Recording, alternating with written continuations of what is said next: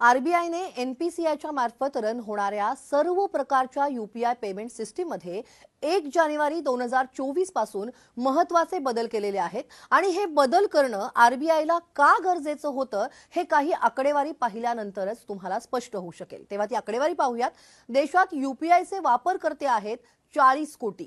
2023 या वर्षामध्ये नोव्हेंबर पर्यंत यूपीआयच्या माध्यमातून झालेली जी ट्रान्झॅक्शन होती ती होती 11 बिलियन। यूपीआय द्वारे 2023 या वर्षात झालेले जे व्यवहार होते ते होते 16 लाख कोटी रुपयांच्या पेक्षा जास्त आणि 2023 या वर्षात यूपीआय द्वारे सायबर गुन्ह्यांमध्ये चोरी झालेली जी रक्कम होती ती होती 30,000 करोड रुपये।